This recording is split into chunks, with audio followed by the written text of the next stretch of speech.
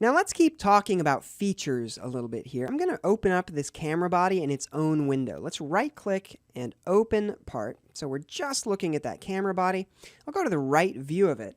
And then over here on the left, you'll notice, once again, here are all of the features that we've created so far in a list in order.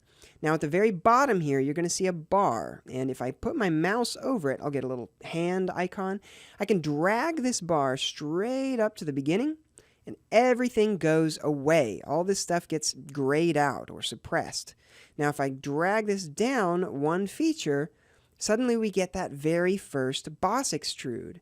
And I can adjust that if I want to right now in isolation. Then I can come down and we'll see the next one gets built on top of it. Then the next one gets built on top of that, followed by that one, followed by my cut extrudes, which create the little holes in the back, followed by the mirror, followed by the fillet, followed by the other fillet. And all that stuff gets added one thing at a time. And I can always go back and change any one of those. I've already established if I click one of these things, I can go back and change it. And look at that. Everything updates accordingly. And also, if I were to say, take this fillet, I don't like it, I'll hit delete, hit yes, and the fillet goes away. And I can always just add another one. Let me undo that because I do like the fillet. Now what happens if these things get out of order? So what if I drag this boss extrude above this other one? Well, it won't let me do that. Forget that. But what happens if I delete the wrong thing? What if I select this boss extrude on which the rest of this depends and hit delete? Yes. Suddenly everything goes crazy. Look over here in my feature manager tree. You're going to see a warning here. Ah! And then the cut extrude says no! And the mirror says no! And the fillets are like ah! Everybody's freaking out. It's not that bad. It's really not that bad. I mean, the thing is, yes, we've made a mistake. Yes, we have things are in the wrong place now, and as a result, this thing kind of goes crazy. Well, this is all fixable stuff. When you see these kinds of problems pop up, I don't want you to freak out. Okay, this is a really important point. I just want you to just take a deep breath, take a couple of aspirin, and don't sweat it. We're going to save frequently and save iteratively as we're working. So if you mess up, you can always just go back to a previous version of your file. It's really important that you do that as a beginner. It's going to take a while to learn to manage this, but don't worry. It's very, very manageable. It's not that hard.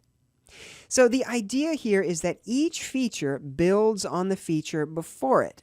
So if you change one feature at the beginning of the tree, it's going to need to propagate that change down through all of the other features. And if that causes any of the other features to fail, it's going to give you all those little warnings and stuff that look all scary. Don't worry about it. We're going to work those out.